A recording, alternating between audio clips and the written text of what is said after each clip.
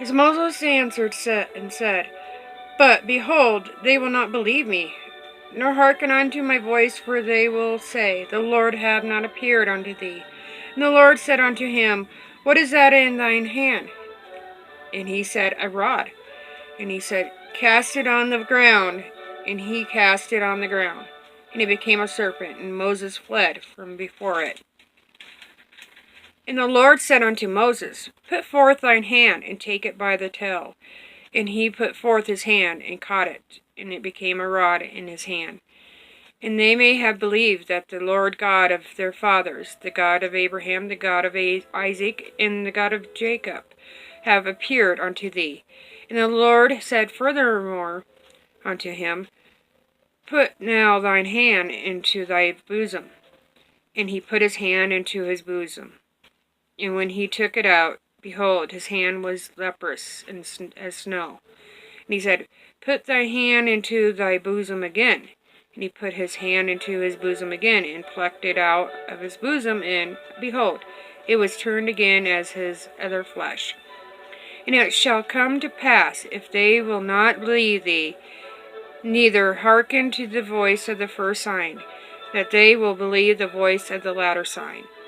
And it shall come to pass, if they will not believe also these two signs, neither hearken unto thy voice, that thou shalt take of the water of the river, and pour it upon the dry land, and the water which thou takest out of the river shall become blood upon the dry land.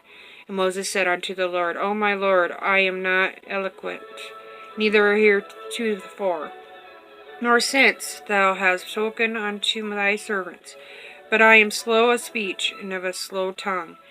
And the Lord said unto him, Who hath made man's mouth? Or who maketh the dumb, or deaf, or the seeing, or the blind?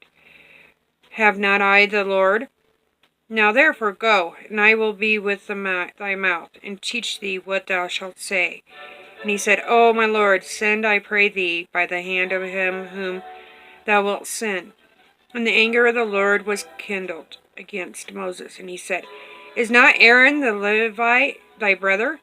I know that he can speak well. And also, behold, he cometh forth to meet thee, and when he seeth thee, he will be glad in his heart. And thou shalt speak unto him, and put words in his mouth, and I will be with thy mouth, and with his mouth, and I will teach you what ye shall do. And he shall be thy spokesman unto the people, and he shall be to thee instead of a mouth, and thou shalt be to him instead of God. And thou shalt take this rod in thy hand, wherewith thou shalt do signs. And Moses went and returned to Jethro his father-in-law, and said unto him, Let me go, I pray thee, and return unto my brethren which are in Egypt, and see whether they be yet alive. And Jethro said to Moses, Go in peace. And the Lord said unto Moses in Midian, Go, return into Egypt, for all the men are dead which sought thy life. And Moses took his wife and his sons, and set them up on an ass, and he returned to the land of Egypt. And Moses took the rod of God in his hand.